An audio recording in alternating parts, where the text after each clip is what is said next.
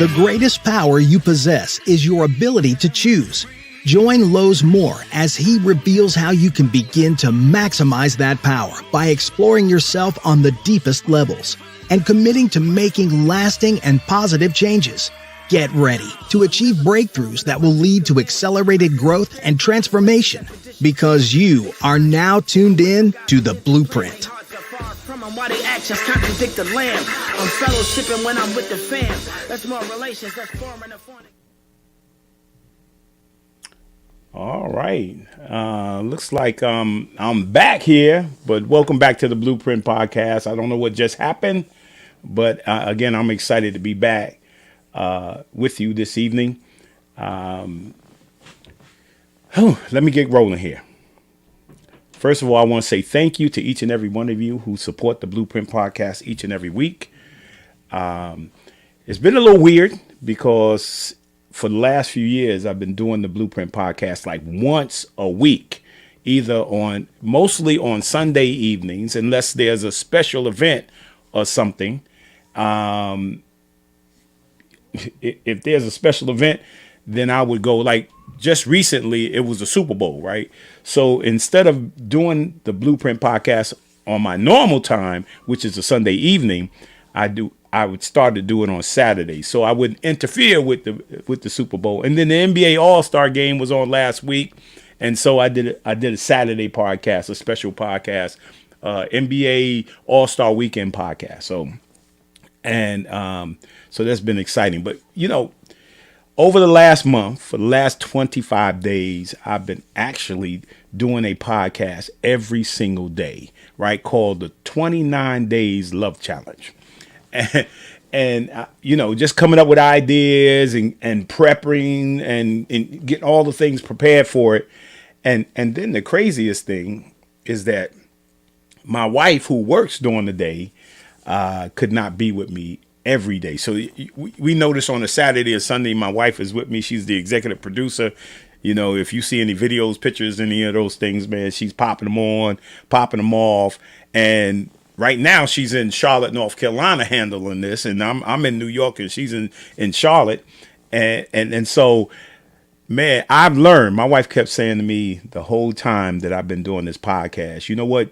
You're going to have to learn how to fish. Right. The quote that says, if you give a man a fish, he'll eat for a day. If you teach a man to fish, he'll eat for a lifetime.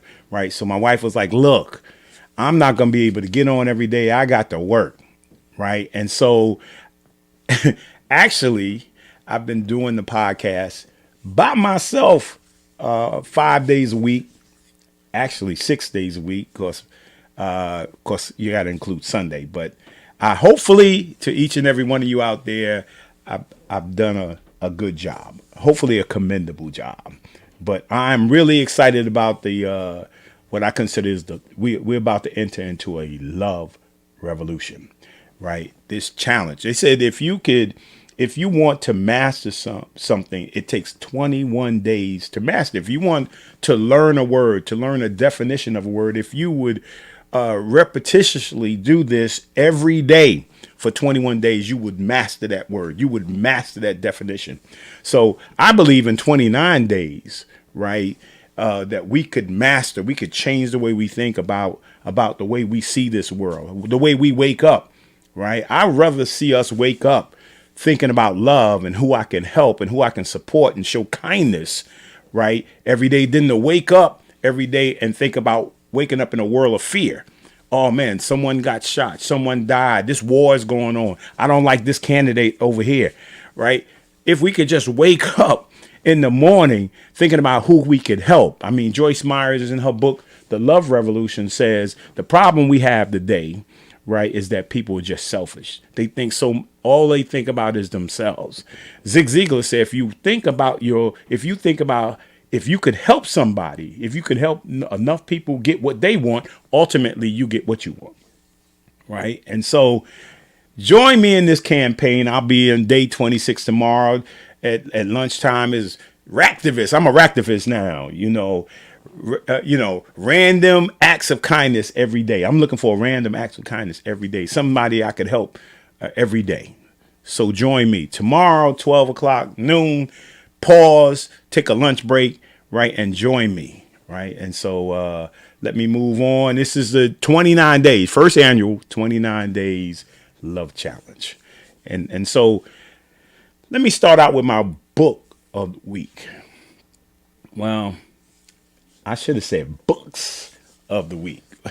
one of my favorite, and in terms, this is also not only is it a month of love, but it's also Black History Month. Although although I celebrate Black history every day, right? But this book is the story of George Washington Carver, and there are many books. George Washington Carver talking about nature, just inventing things, creating things. George Washington Carver is one of my favorites. He even, it's even been said that he used to love nature and used to go out into the garden, and it would be silent. He wanted to be silent so that he could listen to the plants and listen to the flowers and listen to the things that was going on. He thought that there was a communication between him, God, and the plants. And of course, we know what he did with a peanut, right? He created so much stuff from peanut.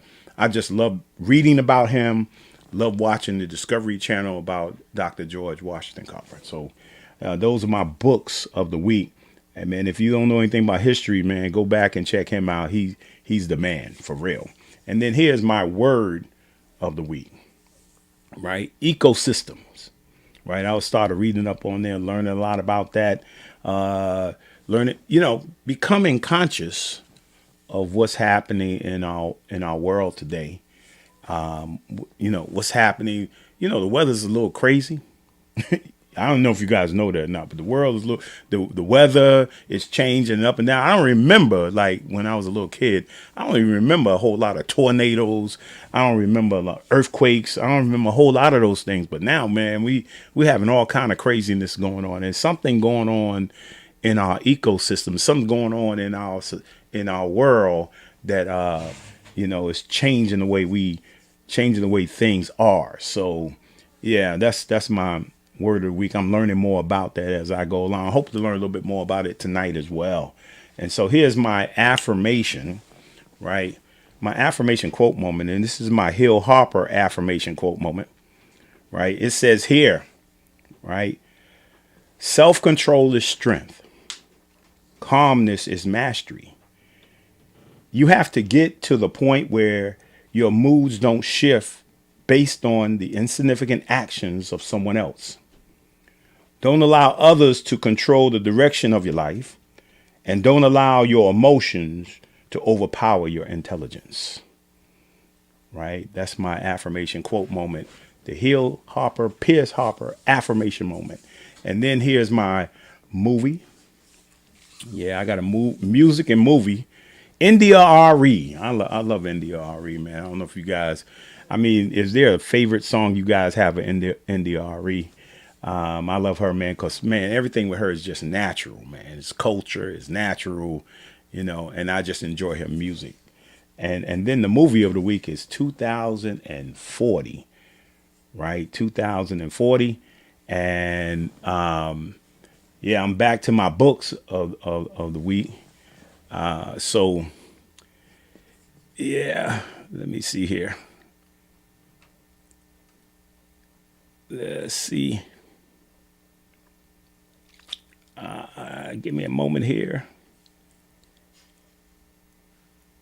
So it's 2040. I guess the question in this movie, I haven't watched it yet. I was doing some reading on it. Is that it's actually talking about what the future will hold, what the future will look like. And I'm looking forward to seeing it. And it seems to be a powerful movie. Remember, I was projecting movies to see, like One Love, Bob Marley movie. Before it came out, I was already saying, hey, we need to go see this. And I think this past weekend it was #1 in the box office. So, yeah, so powerful. And then here's my person of the week. And I put a guess who. Do you know who this is? Does anybody know who this person is? Right? It's my person of the week, right? And it's also my Black history. Let me just take another few seconds for you to take a real good look at this lady in the picture, right? Does anybody, put it in the chat, does anybody know who this lady is? Well, if not anyway, here's my Black history moment, right? And it says here, Ruby Bridges, right? And November 14th, 1960, at the age of 6, Ruby Bridges changed history and became the first African American child to integrate an all-white elementary school in the South, right? Somebody put up Angela Davis, right? It's actually Ruby Bridges. Man, if we go to the next picture, right? My Black history moment, right? There's Ruby Bridges, the little girl, right, that integrated an elementary school. And that's her currently, right? I mean, everybody has seen the picture of the little girl walking down the steps with the guards and police officers all around her, right? Just powerful, man. You know, and that's my Black history moment, my person of the week, Miss Ruby Bridges. And then here, somebody sent me this the other day. This is at the Mount Vernon Public Library, right? Black History Month. That is Rudy Hackett. He's a former basketball player in Mount Vernon. And then Gus Williams, who's a former basketball player, NBA basketball player. And there's Ray Williams, his brother, right? And then there's me right there in that book over there. And I guess they're giving out these as bookmarkers. I'm a bookmarker, y'all. Check this out. I'm a bookmarker. You go to the library, you get a bookmarker, and you get a Lowe's Moore, Gus Williams, Rudy Hackett, Ray Williams bookmarker for Black History Month. That's so cool. I'm excited about that. So let me move on. Got a long way to go. So I want to say happy birthday to my oldest daughter, Michelle Maynard. Right. You know, she's on the 22nd. Right. She's a principal in the Bronx. Love her. And my great, amazing grandkids too as well. And so I think we got some more birthdays here. Calvin Hines. I want to say happy birthday to you too. There's a lot of people born on February 22nd. Right. And that's Calvin. Happy birthday, man. And many, many more. Yeah. And then happy anniversary to the Georges. That's my sister. And that's my brother-in-law. 29 years. That's been there a little while. So happy anniversary. Enjoy it. And then happy birthday to Joya. That's my niece right there. Happy birthday to her as well. And man, a lot of birthdays in this month. Yeah. So real quickly, I think that's it. So let me show you this highlight right now. I'm going to show you this highlight. And I want you to listen carefully to this news, right, from 2050. Check this out.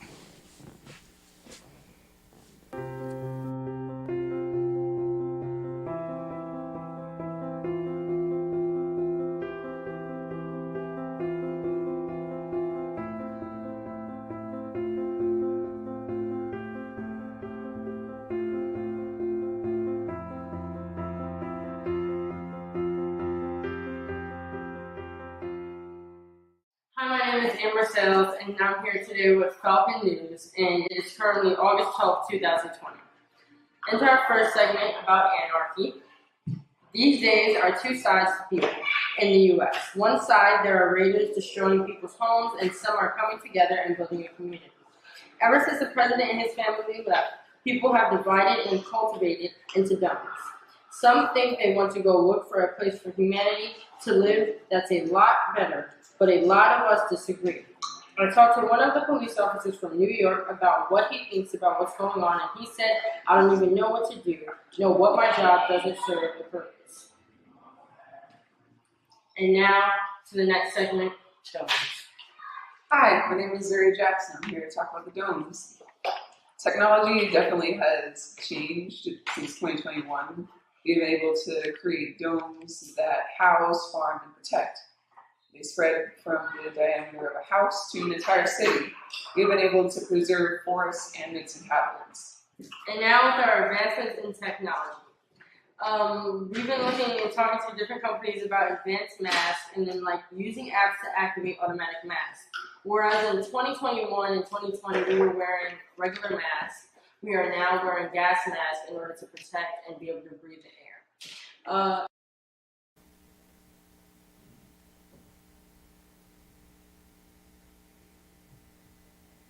All right.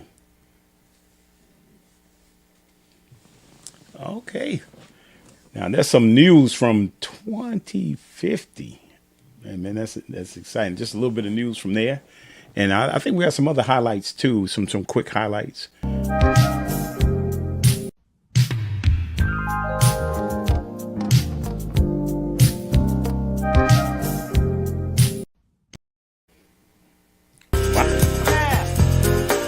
What's that?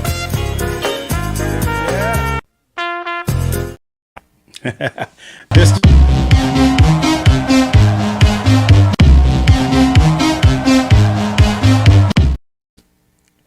Man, let me bring on Dr. Diana Williams. I want to bring her on right now. Dr. Williams, welcome to the Blueprint. Thank you so much for having me, and good evening. Yeah. So, talk to me a little bit about your program. Is what you say, ELOC, right? ELOC, ELOC, Environmental Leaders of Color. Environmental Leaders of Color. Now, explain exactly what that means. So I think that we recognize that one of the newest um, error for people getting into a business is in the environment. It's going to be the newest industry or the biggest industry for the rest of the century. We started out with a very agricultural industry back in the days when we were brought to this country unwillingly. And then there was the whole automotive industry. And then there was the internet, right? Mm-hmm.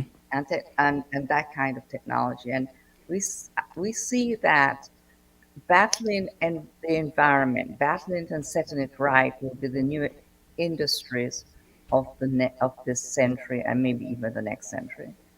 And ELOC wanted to be sure that young people, people of color, could participate in this industry. Not as people who got to clean the bathroom or to tote and carry stuff, as in previous industries, but people who sit at the table, be leaders, decision makers, and that this industry could enhance our lives, not just financially, but make this planet more habitable. And so that's how Environmental Leaders of Color was born. Well, that's why the name was chosen as Environmental Leaders of Color. Right. So that we get an opportunity for other cultures to participate Yes, absolutely. in the future of what this world actually looks like. Absolutely. It's an all hands on board kind of problem, and everyone has to be part of the solution. Right. And then sometimes people, I like that you are making, particularly African American kids, aware Mm-hmm. that Yeah, there are opportunities absolutely. available. So talk a little bit about some of the. I got pops up some things here, and you kind of talk about. It says, what is ELOC? You just kind of explain that, and pop up some of the things on. How did you come up with this? I mean, this you guys are the founder. You guys are the founder here. Dr. Williams and Marvin Church, and then there's the board members, and then there's the advisory board. So talk about how did you come up with it? Why did you come up with it? So yeah, talk a little bit about that. Well, to be honest with you, there are a number of people who were involved in the creation of Environmental Leaders of Color.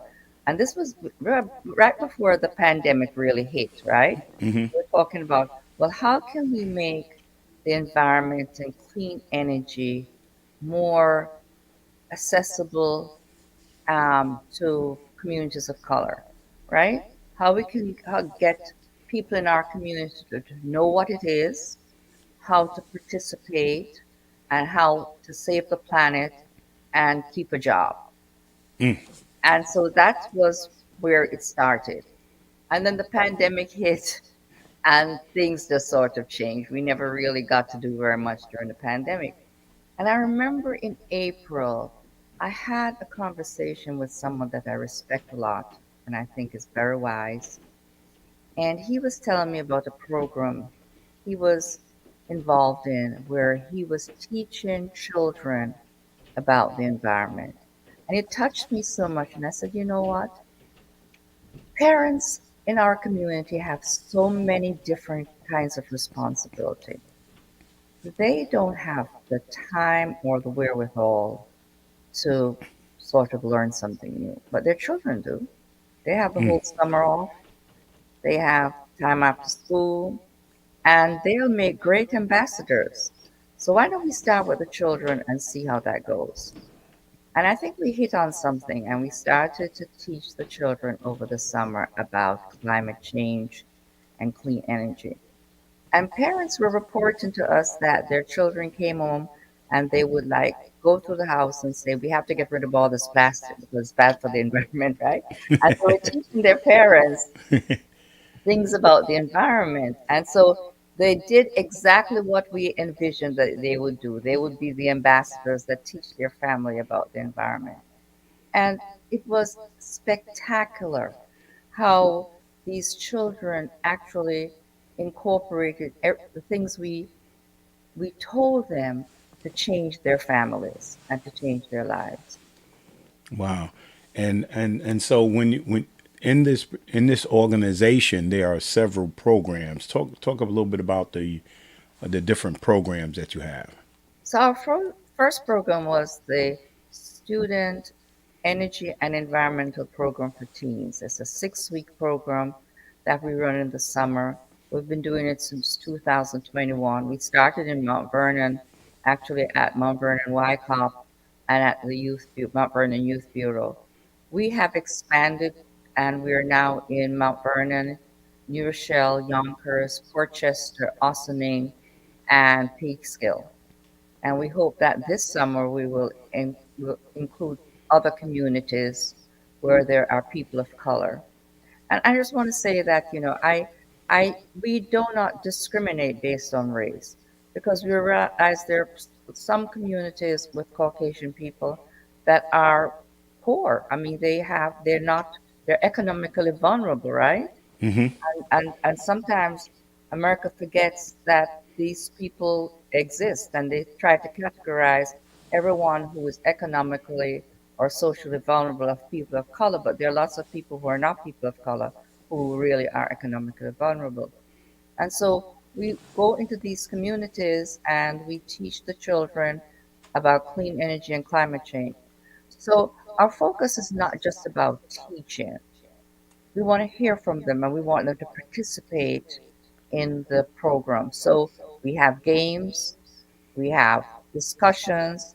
One of the things the students really asked for was they want to know what's going on in the rest of the world, in other countries. They want to know how other countries were addressing climate change and um, the environment. So we teach them about that. So, and we also let them participate in conversations. There was one year we were in a Mount Vernon site and we were teaching something. And the students started talking about flooding, how their grandparents' basements or their family basements, how the basements were flooded, and they were concerned about that. And so we changed that whole class to talk about flooding and the impact of flooding. So we want to listen. We listen to the children, and we also teach them a couple of things. How many kids are now to date participating in the program? 283. 283. Yes. And when you started was how many kids when you started? When first year, we 17 children, 17 or 18 children completed the program. Wow. And Now, this, sorry, yeah, now over 200. over 200 in total, yes. Oh, wow. That's great. And yeah, we're putting up some scholarships. You got a scholarship winner. Yes, we actually last year at graduation, um, for our summer program, we offered a scholarship, a $500 scholarship, and the recipient was a student in New Rochelle to help with college costs. So when he's ready to go to college, we will give him that $500. And we hope to Awesome. repeat that every year. But the student summer program is not the only program we have. So last summer, well, actually, this earlier this year, we started Technology and the Environment, which is an advanced computer class in Mount Vernon. So what we find is that technology is going to be everywhere and do everything, right? Mm-hmm. And we want to make sure that our students and our communities have proficiency in computer science. And we know that students who come from more resource school districts have unlimited or seem to have unlimited advanced computer class. But in communities like Mount Vernon, that is not the case. So we were able to get some funding and we started an advanced computer class at SUNY on Saturday mornings. It goes from 9 until 12 and we teach children about advanced computer things. So this year they're doing data mining for this semester, and next semester in the fall we hope to start cybersecurity. Wow. Yeah, that's powerful. Yes. And talk a little bit about in terms of the partnerships. I mean, you mentioned the youth bureau, and you also mentioned YCOP. Talk about how important those partnerships were. Oh, they're vitally important. Um, one of the a couple of the things our partners offer. Well, first of all, they offer us an opportunity to work with their students. And secondly, they offer us a place to have our programs, right? We don't have a site where we don't have the students coming to us. We actually go to the students. So we bring equipment, we bring staff, we bring curricula and everything we need. And we go to the students and we spend an hour and a half with them. So our partners are really partners for life, so to speak, because um, just about every program we started, we have continued working with them. So this year we're going into the with YCOP, we're going into our fourth summer, Wow. right? And so they bring us back because we offer the children a unique experience. Yeah. And yeah, because you know what I find, like my grandkids, right? One thing they love besides, just, goofing off and stuff like that. But one thing I admire about them because they love outside, Yes. right? If man, you can't even get them inside. I mean, they don't care how cold it is. They don't care how hot it is. They want to be outside. They want to be playing in the dirt, the grass. They're intrigued by looking at the leaves Yes. looking at the trees and the flowers.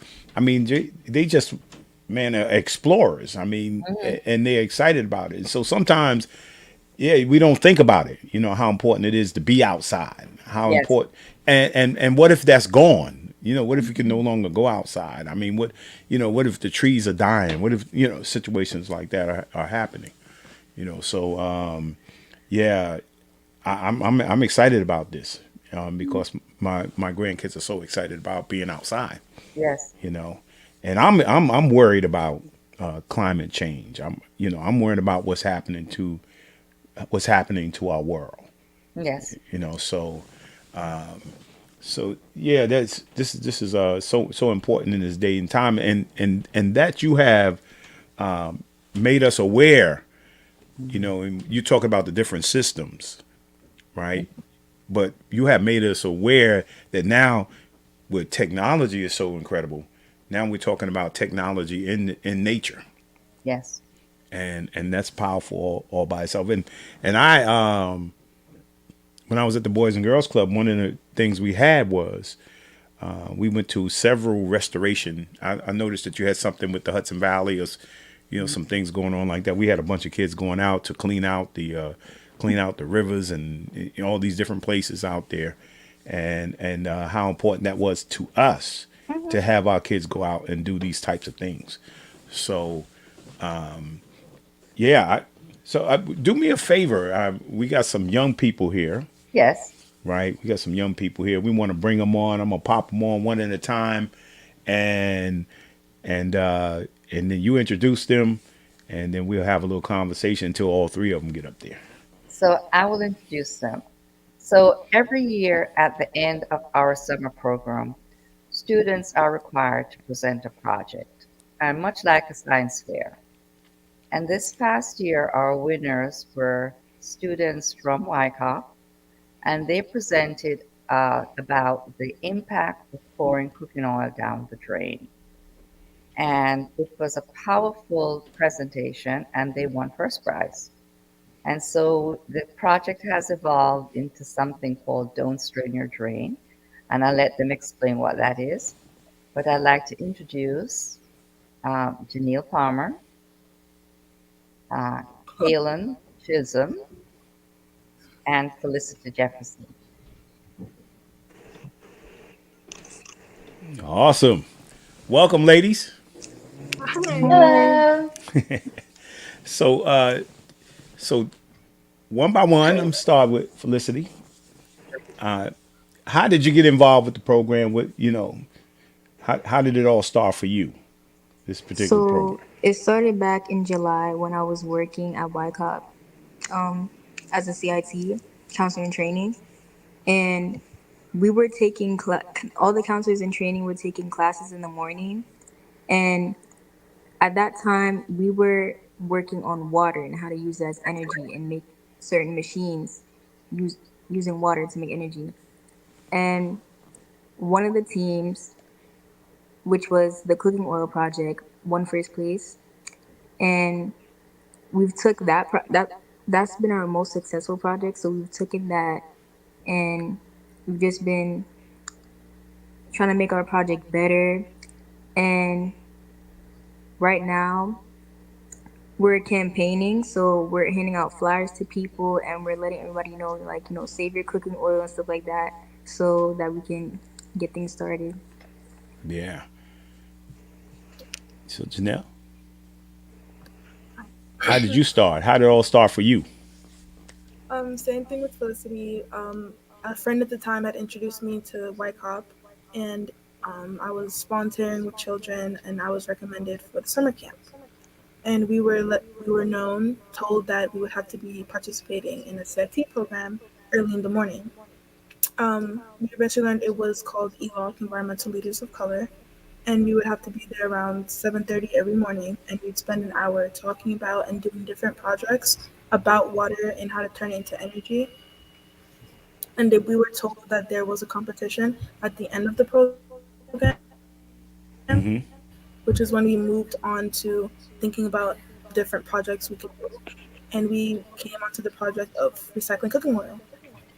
And we, as a group, as a whole, came together and turned it into a project that can actually be seen as, being realistic and true to our community.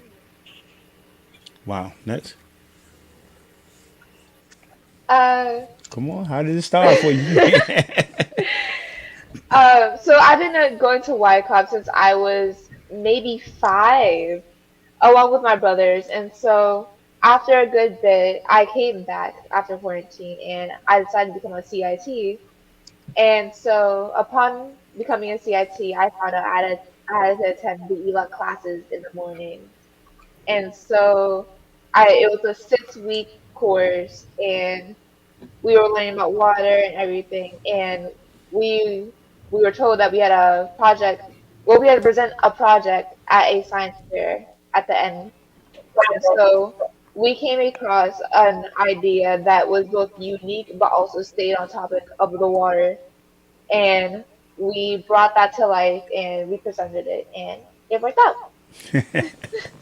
I mean, but how did you come up with it? I mean, you all three of you guys came up with the final project of dealing with oil, Yeah. particularly cooking oil. All three of you, okay. I mean, how did you come up with it? I wanna know. I'm thinking about like, okay, what project would I think of? I would never thought about cooking oil, but so you just came out of nowhere. But I think that the I, students have an opportunity to, speak with their facilitator because we don't have teachers, we have facilitators, and speak to their facilitators, and every team had an opportunity to consider certain topics that were unique. And I think that this topic was something that came about because it was something that was affecting our community, and it was actually a really good idea that they came up with, I have to say.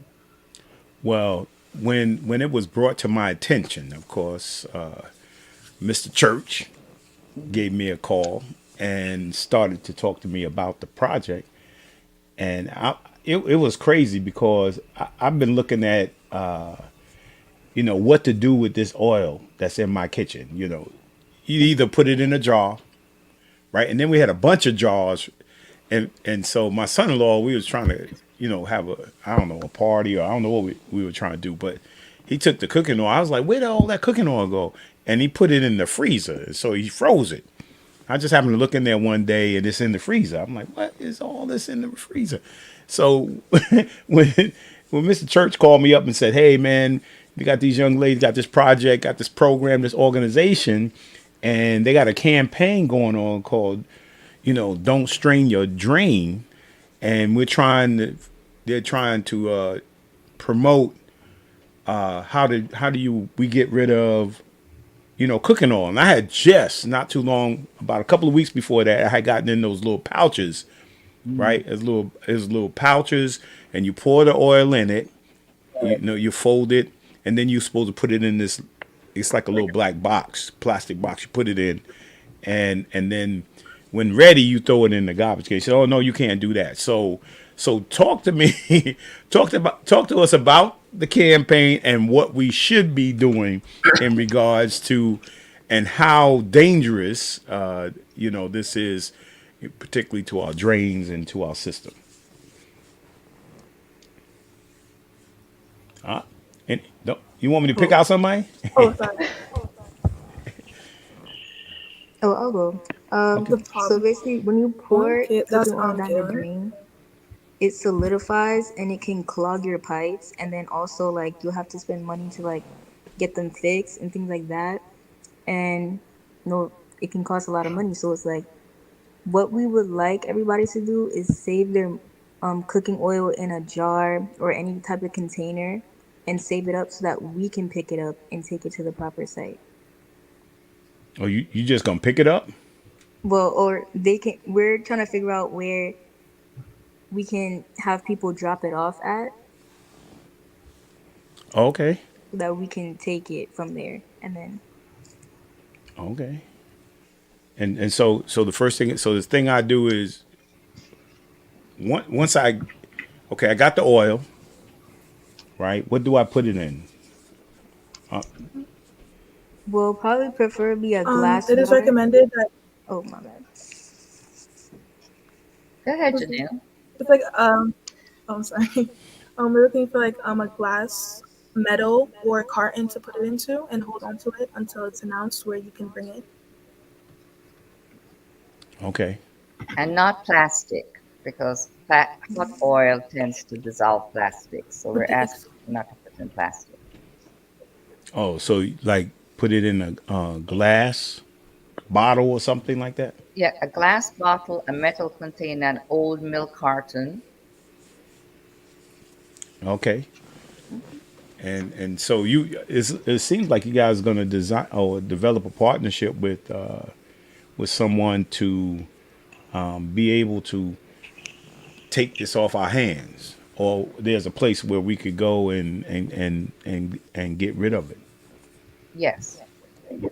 So right now we're actually looking for a site for the collection of the oil, and we're working with several partners, and we should have that information available in the next week or so. But we're asking Mount Vernon residents to start collecting their oil. And so, what is the problem with cooking oil going down the drain? Well, it is as Felicity mentioned, but there's an additional problem, and that is that when our storm drains get clogged. And we're relying on our storm drains now more than ever because, as you mentioned, Lowe's, the our climate is becoming unpredictable. We're having rainstorms in areas you never expected, hurricanes in areas you never expected, right? So our storm drains now need to work efficiently. They must be clear so they can take away all this water that accumulates during storms. But whenever oil goes down the drain, it clogs the storm drains and they cannot work efficiently. So by taking not pouring oil down the drain, we're staving the storm drains. But here's another thing that happens. When storm drains are clogged, water pools in basements, there's pools in homes. Now, when that happens and basements get flooded, if that condition is not repaired immediately, if that water is not removed immediately, then there's an opportunity for toxic mold and toxic mildew to grow. And that causes all sorts of illnesses. So this is not just the fact that it's got a financial problem, right? Where now the city has to spend money cleaning the storm drains, or homeowners or property owners have to spend money cleaning their drain. It now becomes a problem with illnesses. And in under-resourced communities, many people don't have the money to really address a wet basement immediately, right? That's So right. that the incidence of toxic mold and mildew growing in those basements increases. And for people who have family members who have asthma, that can be a real problem. Small children can be a real problem. People who are infirm, it can be a real problem. And even for the healthy, toxic mold and mildew is disastrous. Well, yeah, definitely. And sometimes people don't even know what it is. No, they do not. They do not know what it is, and they don't know why they're having symptoms. And the symptoms can be varied, and they don't understand why they're sick. Wow. And actually, when we moved in, we bought this house in 2000, right? And somebody showed us the house, and when it came to the basement, there were we went down to the basement and said, yeah, somebody was living down here, and it caused for a flood to be down in the basement. So there was like maybe about a foot of water when we came downstairs. Hmm. Yeah. So when we purchased, we end up purchasing the home. So we had to, get rid of that, that water that was down there that came in, and then we had to re-sheetrock, redo the Okay. floors, cut out the sheetrock, and because you were talking about the mold, Hmm. yeah, and that it could be detrimental to your health. Absolutely. So yeah, I get exactly what you're saying, and most people do, right, ladies? You agree? Most people do take their cooking oil and put it. They look around, and then they turn on the water, and they put it in the sink. Yeah. Well, you know what it is. Look at that. That's exactly what happens when cooking oil goes down the drain. It looks like Crisco, right? Yeah, it does look like crystal.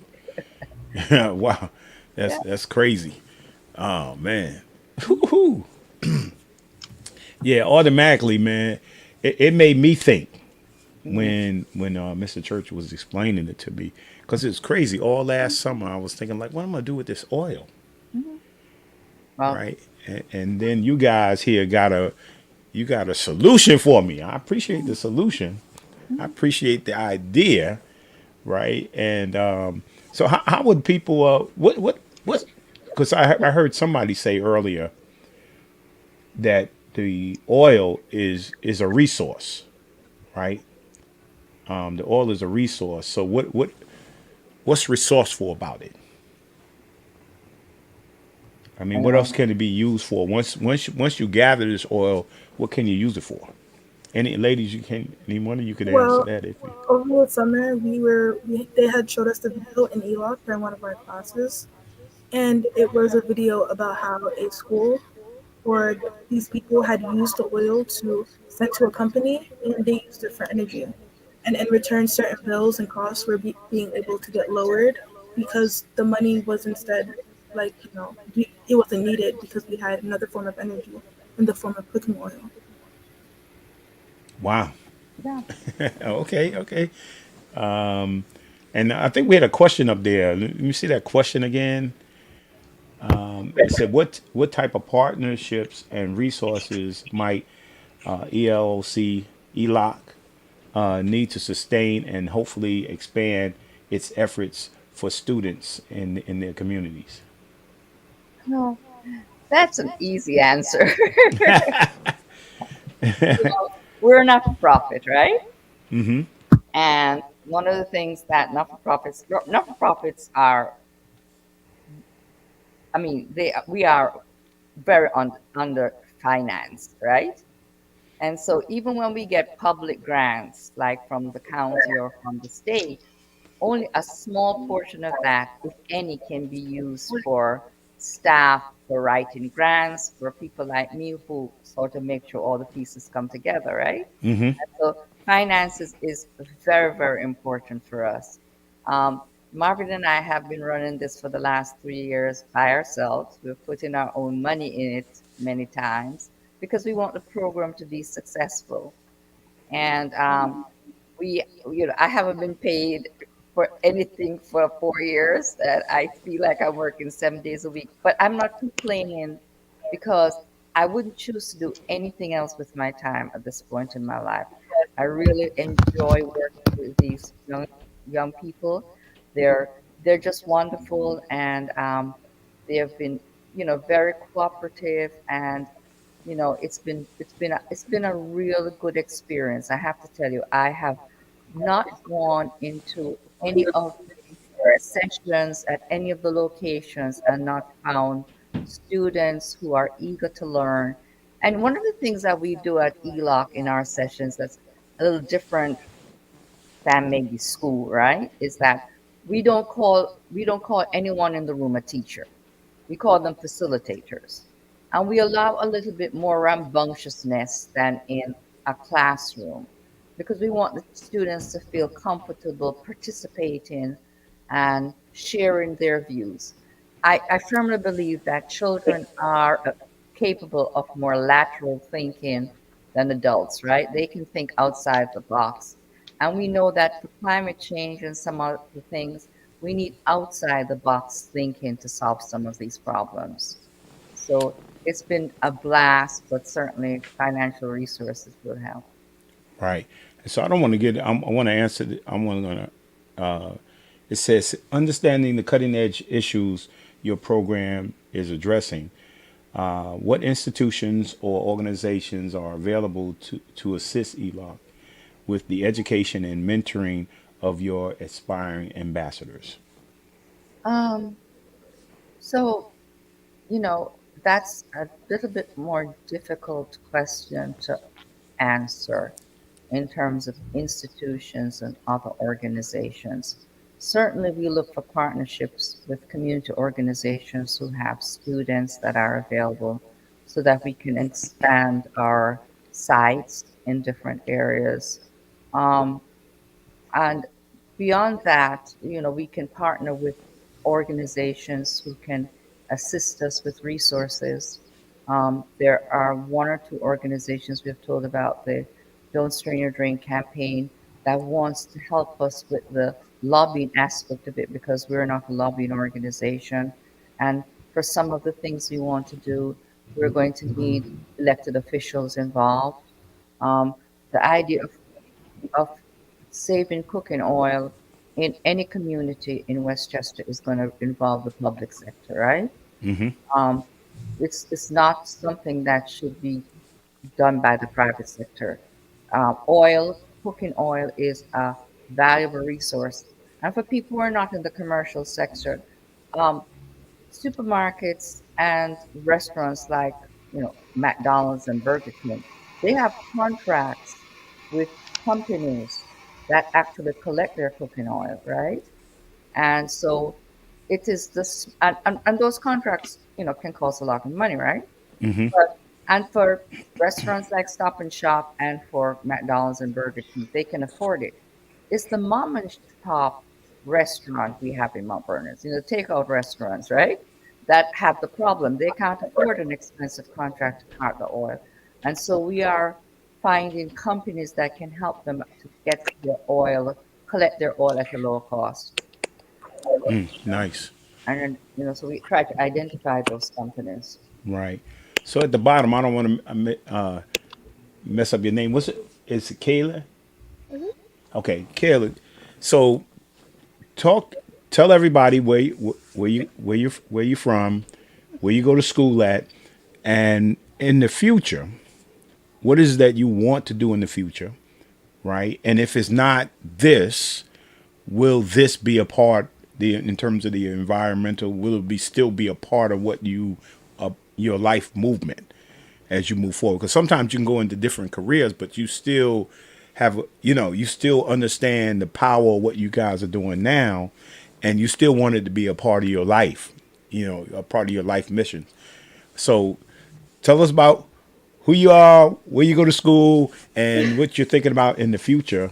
And if this is a part of it, let us know. If not, you know, Okay, my name. uh-oh. Did we hold on one second. Okay, you Oh. back. You just disappeared. That was magical. um, I live in Bronxville, but I go to school at Yonkers Montessori Academy, and I'm a sophomore there. Um, as of right now, I am looking to do finance in the future, but I would like to have this campaign and to continue with it as with like along with my career.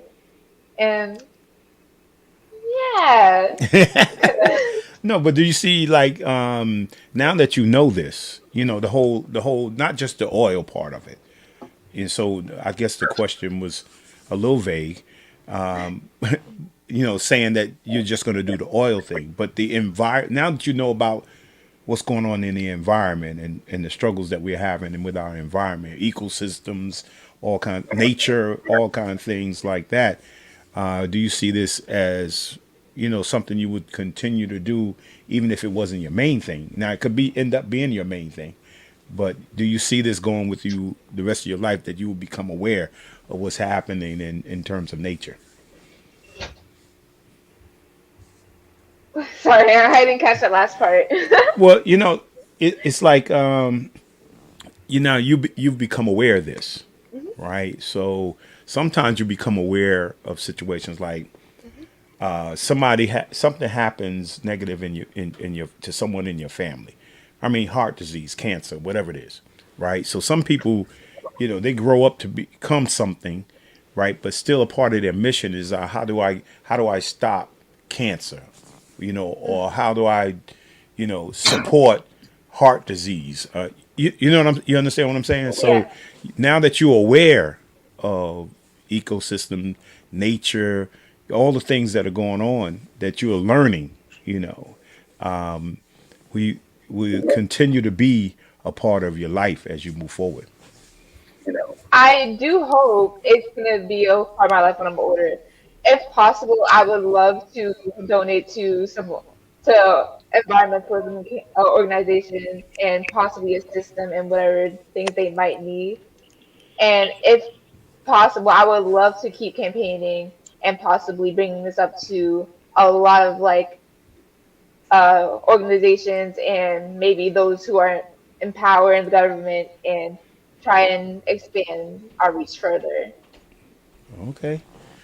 Yeah, because like I said, sometimes we become aware of something, and it becomes a lifelong mission for us.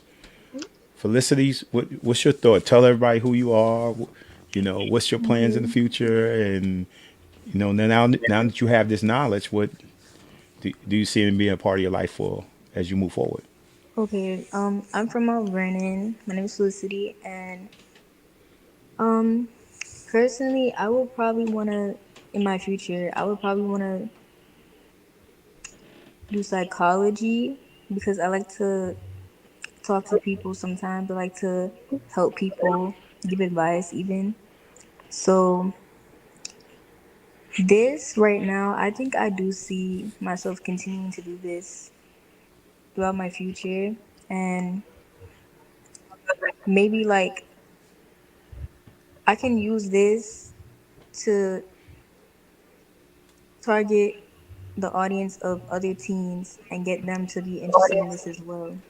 Yeah, yeah. No, that's nice. What do you, so you're thinking about one's in finance and the other Psychology. psychology. Okay, nice. Janelle, you Okay. remember the question? I'm from, yeah, I do. I'm from Mount Vernon, and in the future, I'd probably see myself becoming a writer or going into something like that. I see myself going to something more independent wise, career wise, as an adult, simply because I wish to have the time to to have the time for myself and like my family, other people. Um, and some of the things I could do would be advocating and going into my community with the extra time. Ever since I started campaigning and participating in after school activities, I felt like it has changed my life in a way that in the future I can't see myself like without it. Like I go through my days and I'm like, okay, like when I tell people about our project, it's not in a way where it's like I'm bragging about it. It's in a way where it's so humbling and it's so like nice to see, and I want other kids and other people my age to experience things like these. So in the future, I can definitely see myself continuing with campaigning, stepping up for my community, 100%.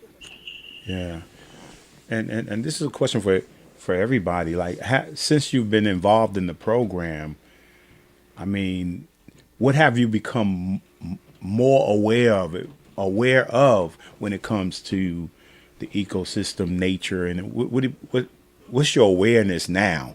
Like if you see people, you outside walking and you see people throw stuff in a drain, I mean, just the sewage drain, or you see people just throwing litter on the ground. Are you more aware of environmental issues? And if so, what have you noticed? What have you become aware of when people? What have some people done that you have become aware of, and you say, "Oh no, that's not good," right? So I'll go back to Janelle again. In my area, like community in the Bronx, I've noticed a lot of people like, littering, and they don't seem that involved or engaged in what's happening around them. And it's really like weird to see because you could go to another place like Pelham or White Plains, and it's different kinds of people, and the streets are clean. There's not really any littering. People are more like engaged in what's going on. And I have a feeling like in my area, it's that a lot of people aren't not like educated on all these problems and issues. And when they see it in other places, they don't believe it's something they can have for themselves. Felicity. Um, I say in Mount Vernon, I do see like a lot of litter and like plastic, garbage bags and stuff all over the floor, and it's like personally me, I do recycle and I always throw my things like in the trash. So it's like it's one thing I noticed like a lot of people don't care about like recycling and just like making sure they throw their stuff in the trash and keep the streets clean. Yeah, I noticed that. I guess people still recycle. At one time, I thought people they were saying, "Oh, you don't have to worry about recycle; just throw it anywhere." Right? But I do, particularly plastic. I do recycle. Make sure I put them in the blue bag, put them in the garbage can, so forth and so on, every week. And so I'm definitely aware of that. So, Kayla, what have you become aware of since you've been doing this? You're on mute right now. Oh, I'm sorry. Uh, I've definitely become like hyper aware of the trash on like highways and just our general streets, and mainly because of my friends, for example, they just carelessly say like, "Oh, if I'm holding something that I've finished with," they say just drop it, and I say like I can't because I just feel weird and icky afterwards, and they just don't understand that feeling, and they just continue to just drop stuff and litter around the place. And for me personally, that's something I can't do, and it's just yeah. Right. That's awesome, man. And and so you got this campaign going on. Let's talk about the campaign, right? You got this campaign going on. It's been going on since January. It says "Don't Strain Your Drain" campaign since January 27th, and it ends March 23rd.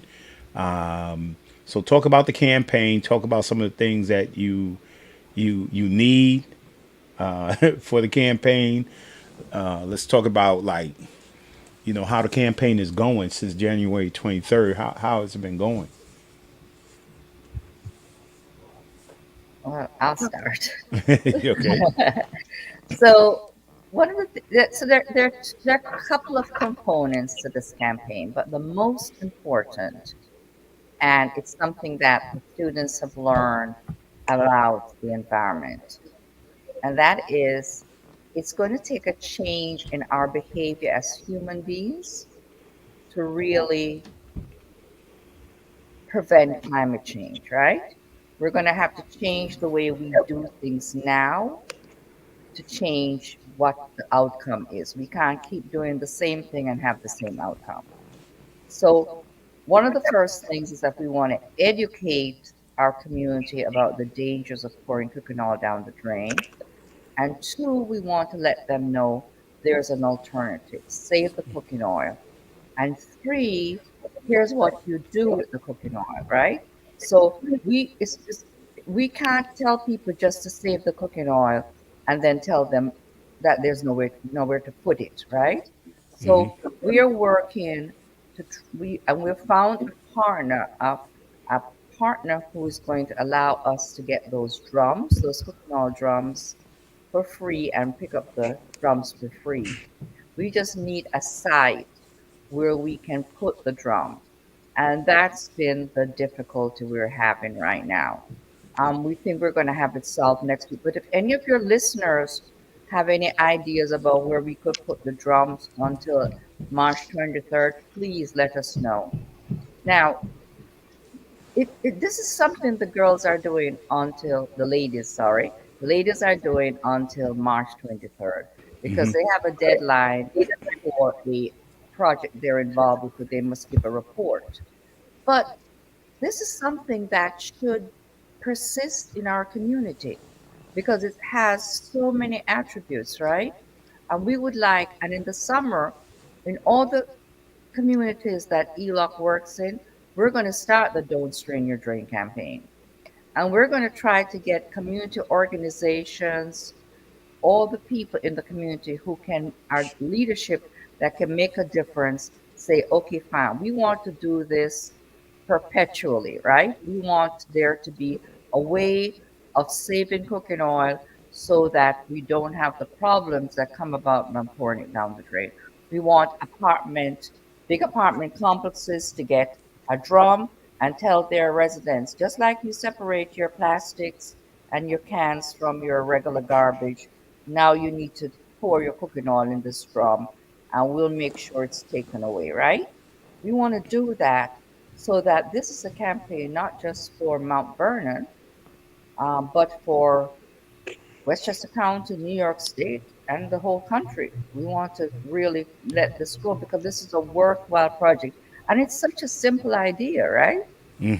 And Yeah. yet it has so many benefits. So that's where I think I stop and the young ladies can continue. Okay. So Who? where are you ladies in terms of where you are in the campaign? I Uh, was. Oh, you can go. you wanna go? You can continue. Oh, okay. So right now we're just trying to get the word out there about our campaign and trying to let as much people know as possible and get as much people to start saving their oil. Things like that right now. That's where we're on right now. Right. Anybody else? I think for me, from what I'm hearing, right, there are two things that stick out for me. Is number one, the dangers of putting your oil down the drain. That's number one, and how it impacts not only what happens in your home, but what happens in your environment as well, Yes. right?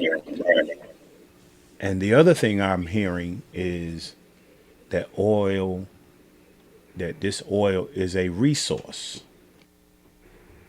So as the campaign move forward, we making you like making people aware of why you shouldn't put it in the drain and the impact that it's going to have on your home and on the environment.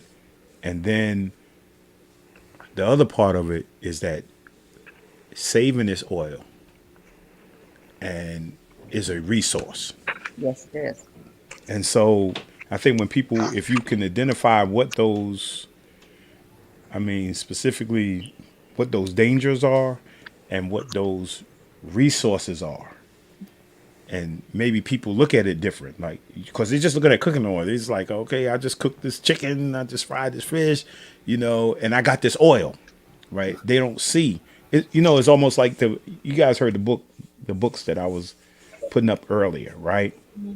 And Dr. George Washington Carver, I mean, he looked at a peanut, right? And which you have peanut butter, right? You got facial oil, soaps. I mean, you have about at least 300 things that you can do. You can do with a peanut, right? And so, to me, that was powerful all by itself. Well, we look at a peanut, we just eat it, right? But you're making us aware. Okay, yeah, I just cooked that. I just cooked that food, which I love to eat, and now it's a resource, so I should save it. Yeah. So, yeah, that's what I get out of it. And so we have down here, I see Mr. Henry. Our youth are not recognized enough for their insight and consciousness to make our world better. Kudos to Dr. Diane Williams and Marvin Church for having this vision and opportunity. Williams. Awesome. Thank you, Mr. Henry. He's been a big support of ours from the beginning. Are the students able to get any type of academic or community service credits for their efforts at the school level? I don't know how to answer that. That's something I think that each student could ask their schools about. I certainly think that we could speak to the Mount Vernon High School and see if there are any credits for students who want to participate in this. I have less contact with the schools that Daniil goes to and the school Kaylin goes to because they're outside of the district. Right. But they could ask. I mean, Yes. Everybody, your schools know the project that you're in, the campaign that you're having. No. Yeah, I think it would be important that that you would let your school know, whoever's in charge, principals, administrators, know that you're doing this, and there may be credits in it. Absolutely. It's a It big may be community something project. And it may be something that the school will look, and your schools will look at. That imagine every student in your school going home saying, "Man, don't pour that cooking oil in the drain." Yes. Right. You're making a very powerful statement, and think about this too, because I got a question for you real quick about. I want to know the top 3 schools you guys would like to attend in regards to college, right? Not the top 10, but top 3 schools that you may be looking at, right? Because what you're doing right now is going to be important, right? When you write that letter, right, for college, and you putting this project inside that letter, and how colleges look at you when they evaluate whether or not they want you to be a part of their school or not. When when you say you care about the environment. So, is it Kayla down there? What's top three schools you like that you colleges you might want to go to? My top three colleges are NYU, Syracuse, and Binghamton as of right now. Okay, so you said NYU.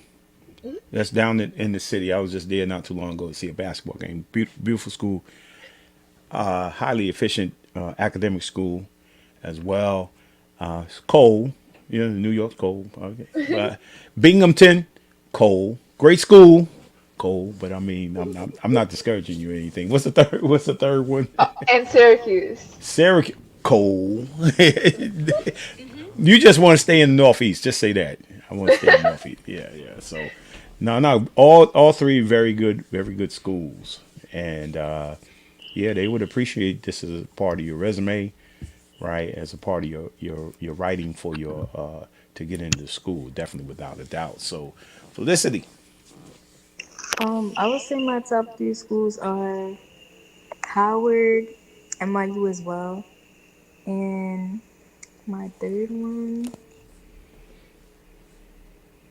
maybe Yale. Where? Yale. Yale. Okay. Yeah. Yeah. Yeah. Well, you said NYU, Howard. Yeah, it's still cold there, but I mean, this is cool. Historically black college, you know. So my daughter was a coach at Howard University. So yeah, I was down there a few times. Man, I love Howard. But no, all the schools are good. I was recruited. Wasn't recruited by NYU. Nah, recruited by Syracuse, of course. Recruited by Howard. Yeah, all great schools, man. I like all the schools. And who we got over there? Danielle? Yeah, your top three. Mine's NYU as well. Stanford, and I've always liked Brown. Stanford and Brown. Okay, all good schools. Okay, all good schools. I mean, I got no complaints. If you go to any one of them, that's fine with me. They are all the top schools out there. Yeah, and somebody got a couple of questions up there. Put those back up for a second, Mr. Henry. I noticed a notice will be sent to their respective high schools regarding their participation in the community service. They are also tutors with kids in our after school program. Yeah, that's awesome. Yeah, I salute you guys on that. Yeah, that's awesome. And then here, yeah, colleges are interested in extracurricular credits for college applications. Yeah, I would have you written. I mean, you guys are sophomores and freshmen, right? It's never too early to write, right? It's never too early to write a college you're interested in and identify yourself and send a letter about your interest in their particular school. And what they start doing, they start following you. They're always looking for great students. They're always looking for good people, And then when you tell them within the letter, this is who I am, this is the school I go to, and this is the project I'm involved in. They're always powerful things. So man, I'm looking forward to it. Syracuse University. So what does any of the kids you go to school with, any of your friends know that you guys are involved in this project? Definitely. Definitely. Okay, I just wanted to know, what did they think when you're talking to them about the project? They were like very impressed. They were like, they were mainly focused on how like this would get me into colleges and scholarships and everything. But they're fairly impressed with how well we're doing so far. Oh, okay. No, no. Did anybody join in? Did you get anybody from any of your friends or classmates to join in with the campaign and help you guys hand out flyers and Oh you yeah, know? when we were handing out flyers, there was a friend that came with us to help with me and Janelle. Oh, okay. Yeah, yeah, yeah. I mean, because you campaigning now. You know. I don't know if it is there a winner of this. Yeah, actually there is. So right now, part of what the children, the young ladies, sorry, are doing this is because they have been invited to participate in a very prestigious prize by Bedford 2030 called the Green Light Award. And so they're competing with other teams throughout Westchester, and they have a very good chance of winning. So if they get if they win this Green Light Award, it will put them at the top of the board. And this Wow, is the first time I think a Mount Vernon team has participated in Bedford's 2030 prize. wow. So Well, so we're what do we looking have to do to rally up this campaign? What do we need to do? We We, need to get the word out. We need to ask our residents to save their cooking oil. And when we go to the website, it's the elot.earth website, and there is a link to the Don't String Your Drain campaign, and you can get more information about where to drop off your oil. oh But yeah, what, there's some campaign stuff right there. yes. Yeah. So once we find out where the oil can be collected, we're going to let the community know, but we also want to let the community know that we're going to have a party on the 23rd to celebrate the work of the young ladies and the community for participating. And we will let them know more about it. And hopefully, we can come back on your show closer to the end of March and give you some more updates about what we're doing. I think this is tremendous. I think that for young people to be doing this is just awesome. And I'm so very proud of them. I'm proud of all the students who participated with us last year. Um, because they get up early in the mornings to come to these classes. And we know they're asleep. And And you're it's saying good. they come in the summertime. Yeah, in the summertime, early in the morning, and they would rather be doing something else, and they participate, and they had to do a science project at the end of the summer, and they did their project, and they did a beautiful presentation, and they went and they presented to the Westchester County Board of Legislature Housing Committee at the invitation of Honorable Tyree Woodson Samuel, and it was there that they were invited to participate in Bedford 2030.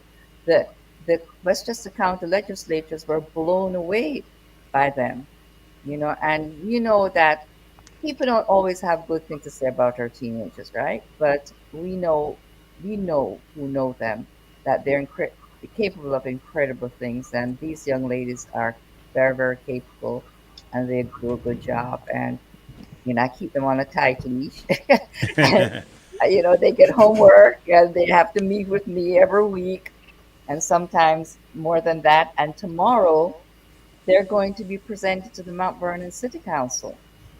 So that's another, Awesome. yeah. That's gonna be awesome. Oh, absolutely. That's going to be another way for them to get the word out about to the community. And we're asking our community to support them. They say it takes a village to raise a child, but sometimes we have to ask ourselves, what village are we going to be, right? And I would like Mount Vernon to be the village that supports these young people when they're doing the right thing. And these young ladies are doing the right thing. Yeah. Well, congratulations to you guys. I mean, man, this is awesome. I'm trying to think. Like,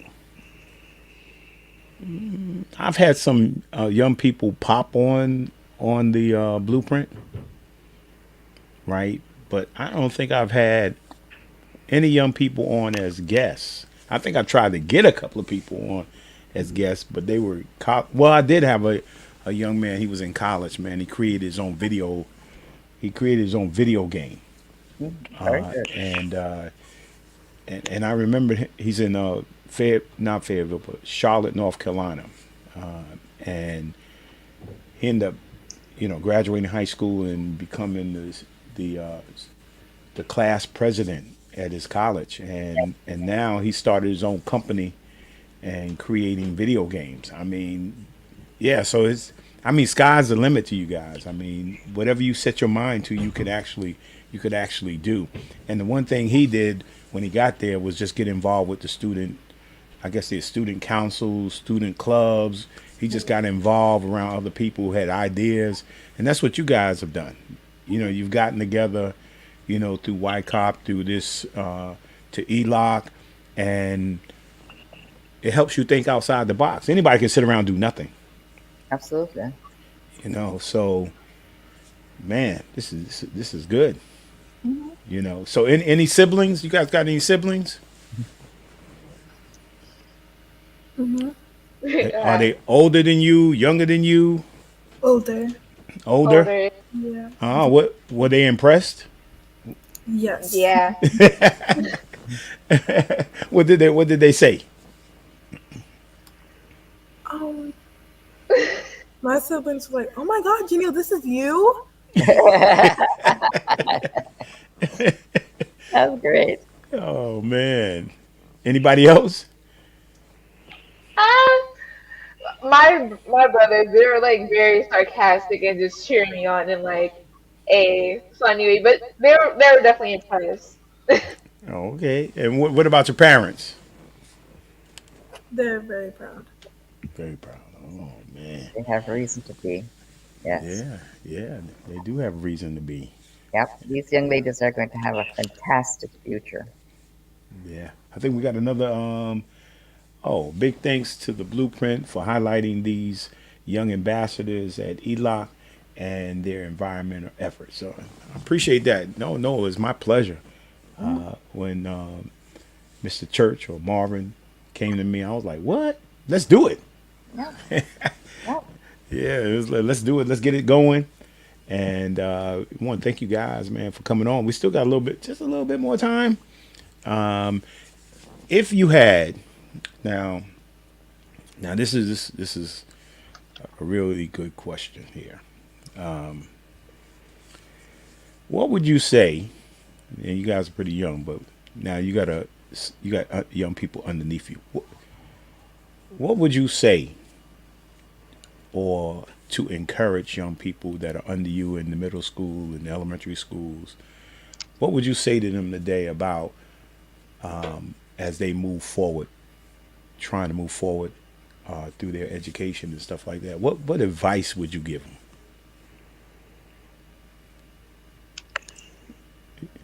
Um, Okay, I I know. Like, think, oh, we want to go. You can go first. Yeah.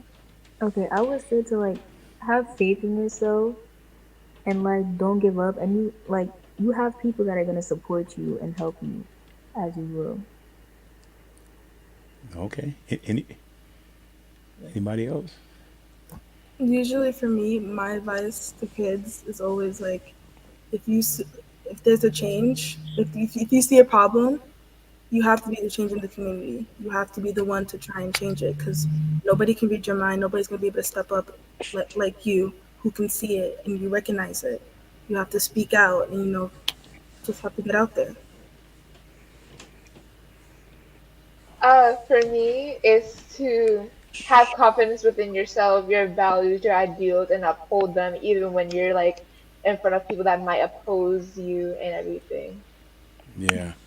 Is there any in the near future? Is there any way, or have you guys thought about visiting a middle school or elementary school to tell them about your project? Because sometimes, somebody young in elementary school, middle school, if you tell them about it, and all of a sudden they're at home, right? They're at home and they see their parents cooking or something, and they're about to throw that oil in the in the sink. They like, "No, don't throw that oil in there." That's what happens. Young people, elementary school, middle school, they bold like that. They're just like, "No, don't throw that oil in there." So do a campaign to the middle schools and to the elementary schools. Sure. That's a big. That's what reap us a lot of benefits campaigning to children, and you know, many of them we can get on social media because they're probably all on social media. Oh, Right? well, social media is an awesome campaign. I mean, who's in charge of social media for you? Her name's Miss Kamoya. Yeah. But we do have an Instagram page, and it's our campaign called Don't Strain Your Drain, where we will be updating throughout the entire campaign process.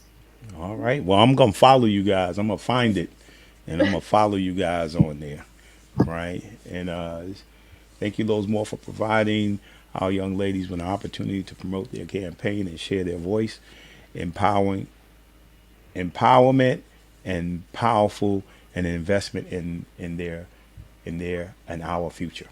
Awesome. Got some wonderful comments. Y'all see the comments down there? Thank you. Yeah. Yeah, yeah. Well, I'm expecting that you guys are future leaders, Absolutely. right? And I'm expecting to see you guys on the big stage, right? Great leaders in this country. Absolutely. Absolutely. I would say locally. Yeah, you could do it locally too. They Right. are already. They're ready. You're already doing it locally, but we need some Absolutely. to expand, Oh need yes. to grow. Yes. This is Yeah, a campaign that affects every household and every community all over the world. yeah, it does. I mean, just no, it was important. It was important for me because I didn't know what to do with my oil. I had to tell you the truth. When he said cooking oil, yeah, people don't know what to do with their cooking oil. I said, I don't know what to do with my cooking oil. I don't know what anybody else is. Hey, when you open up your freezer and there's some cooking oil in it, I'm like, man, somebody got to do something with this cooking oil. Because you know what ends up happening when you have nowhere to go. You end up going outside and pouring it outside. Yes. And that's Right. not good either. That's not good. They're not good. It's not good for the plants. Right? And then, or you're pouring it in your drain. That's right. It's not good for that either. It's a valuable commodity, and in the commercial sector, it's used as a source of energy. Wow. Well, ladies, first of all, Dr. Williams, I want to say thank you to you. And I want to say to Mr. Church, to Marvin Church, I want to say thank you for the, for making me aware of your program, and also these wonderful young ladies here. I say thank you for coming on, taking the time out your busy schedule, right? And man, enjoy, 'cause school tomorrow, right? Vacation's over. School's tomorrow, and we continue with Black History Month. I mean, I got my Muhammad Ali shirt on. I don't know if you can see Muhammad Ali, and I got my I Am a Man from Memphis. You know, from the campaign back then. So thank you guys a lot, and I think you also hang out for a moment as I close out here. Thank you for each and every one of you who joined me tonight. Thank you for your support of the Blueprint Podcast. I love you guys. Look forward to seeing you next week. And remember, I say this each and every week. If you wake up tomorrow, make tomorrow your masterpiece. God bless you, and I'll see you next week. Thank you. You're Thank welcome. you. Thank you. We really hope you enjoyed this episode of Lowe's More, the Blueprint Podcast. Stay connected and follow us at our website, www.lowesmore.com. That's LOWESMOORE.com. You can also join the discussion on Twitter at Lowe's More and on Facebook at Lowe's More Jr. As always, thank you for pushing your mindset towards a better reality. This concludes the most thought-provoking portion of your day. Don't forget to like and subscribe to this podcast to stay fully up to date with everything we're up to. Until next time, be kind to yourself and each other. What they teaching is a joke. I ain't buying it like I'm broke. Insufficient funds for insignificant.